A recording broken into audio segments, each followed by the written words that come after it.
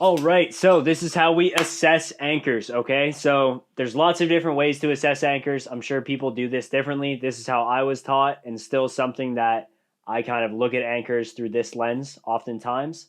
Um, no models are perfect, but some are useful, right? This doesn't cover absolutely everything, but it basically allows you to work through assessing an anchor in a way where you know what to check for. And if I check for these things, I'm quite confident that the anchor is going to be pretty solid. All right, so let's talk about what. So this is the acronym SERENE, and we're going to talk about what each one of these words means. If I find my pen, my marker. Okay, so the first one is strong. So we already got through assessing the fixed gear. The rock is solid, and the fixed gear that we're using are both great in this situation.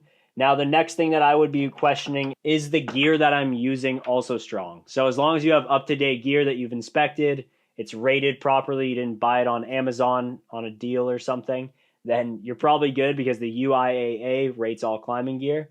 Now, how you place the gear can actually impact its strength. So I'm going to bring you in a little closer here.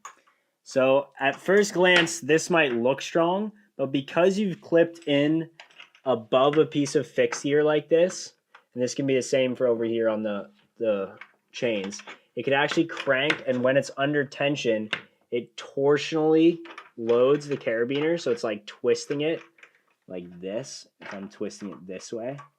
And the carabiner is a lot weaker in that twisting. They're meant to be pulled on this way and maybe this way, but not in a twisting motion. So when the top is locked in and the bottom is twisted, that can be quite dangerous. So what we want to do is we want to clip it to the fixed gear. Now you might see some debate online about the direction of where the gates are facing. I was taught that one way, like you have to have it facing down like this. That's the only way to do it correct.